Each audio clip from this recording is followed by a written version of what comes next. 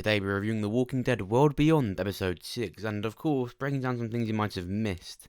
Mainly that NCRM scene, because that's all we really care about. Before we begin, make sure you subscribe so you're the first to hear about The Walking Dead and the first to see my videos. And make sure you join the official Discord of the channel, the link is in the description and in the pinned comment.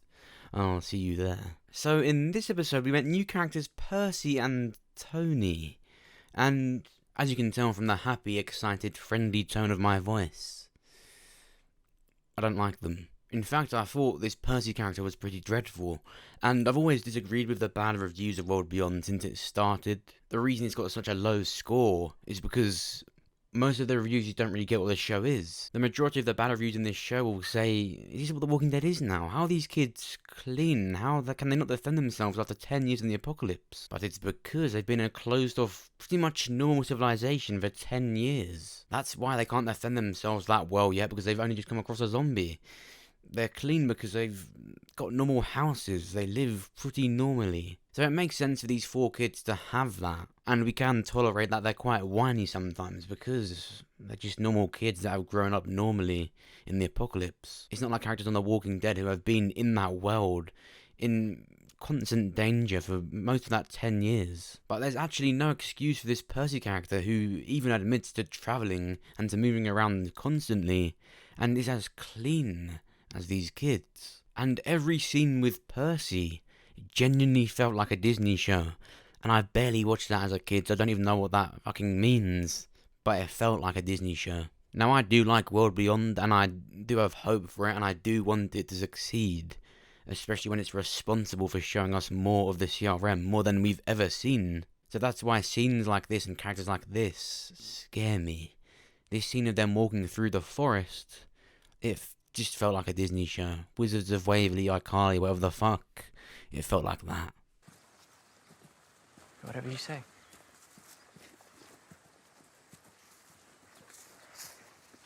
You want to know the real reason we're out here?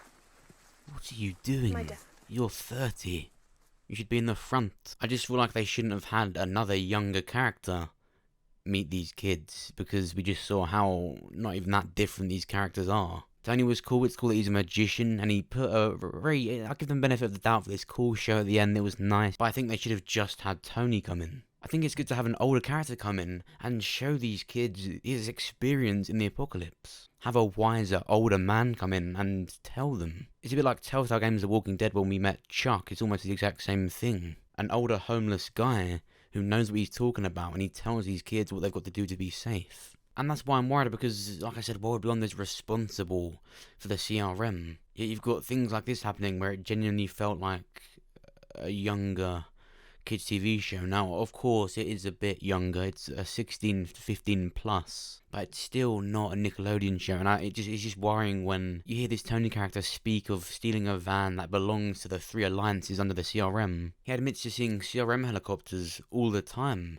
and even seeing what the CRM soldiers wear. Yet the CRM are meant to be secretive. It took us till season 8 of the main show to even see a single CRM helicopter. Yet these 2 random, pretty vulnerable characters have been walking around the place, completely untouched by the CRM. They didn't even know that they were called that. They've just been driving around in a CRM vehicle, and have still been able to get that close to them and come back to tell the story. In The Walking Dead, we were told the protocol is to kill people if you were to come across them, and if not, when you see them, it's because you're being taken and traded.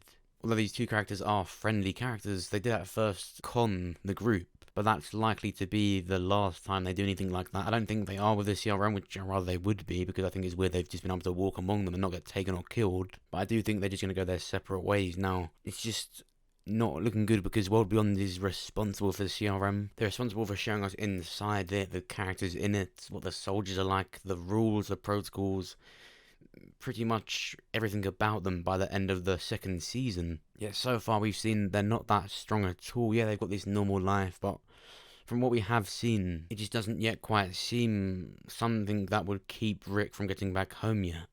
It seems pretty vulnerable and pretty weak, especially when a magician and a student just walk right under their nose. At this point, I've just accepted that Rick Grimes is going to do a dab in the Rick Grimes movies, like when he's reuniting with Daryl. Just before he hugs him, he's going to do a cheeky one over his head or something. In this episode, we also found out that Elton was named after Elton John. So there's some The Walking Dead lore for you. You know, the important stuff. I wouldn't be surprised if they got him out for the next episode. So let's get on to the end credit CRM scene. Now, we see the same woman we saw at the end of episode 4 at her office reception type desk room. Now, again, I don't think this is something that they should have had in the experimenting CRM room because it's nothing to fear. It's literally just a woman making notes like a fucking dentist reception. But I love what they did with this scene out of all of the CRM scenes they've shown us now because there's mystery to it, and I think the CRM is at its best when it's mysterious and when it's dark. And what this scene promises is that darkness and that mystery.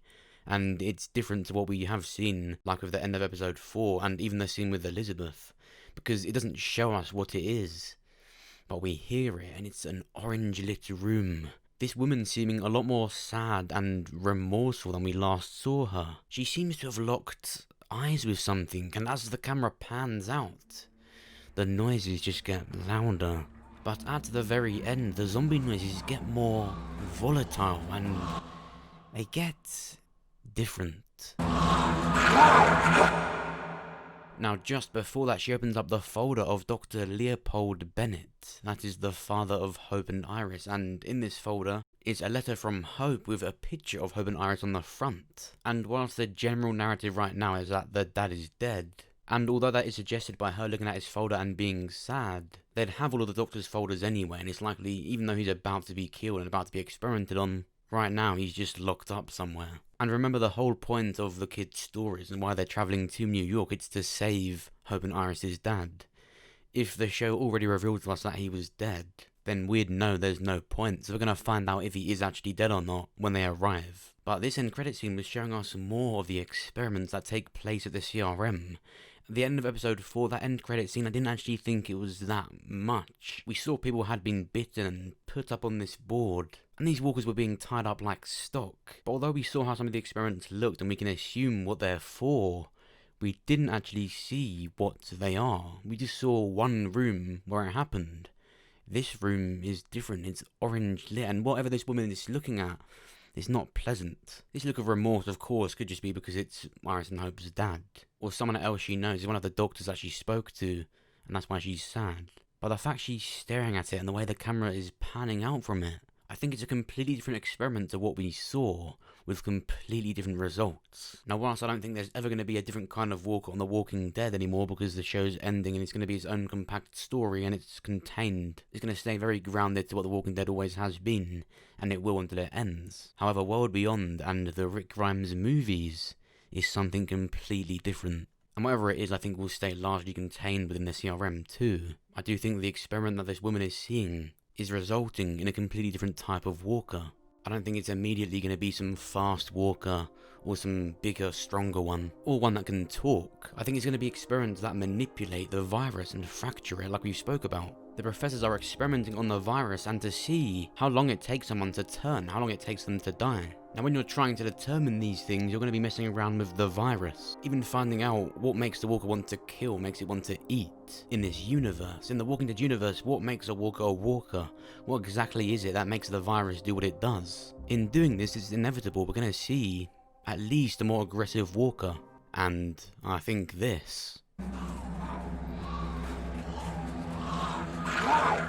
is showing that. But more importantly, what do you think? Comment down below what you think this end credit scene means. Comment down below what you thought of this episode as a whole. What do you think of World Beyond? Let me know. And of course, if you enjoyed this video, then make sure you press the like button. It will help me out and get this video seen by more people.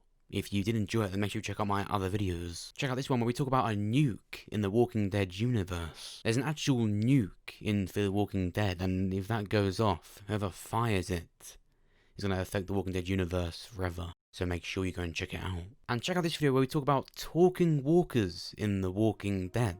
In this video we talk about all the different kinds of walkers that there could be and how it could happen. We really dive into that big idea of new walkers in The Walking Dead, and it actually became one of my favourite videos. And of course, make sure you subscribe so you're the first to hear about The Walking Dead and the first to see my videos. Thanks for watching. I'll see you soon.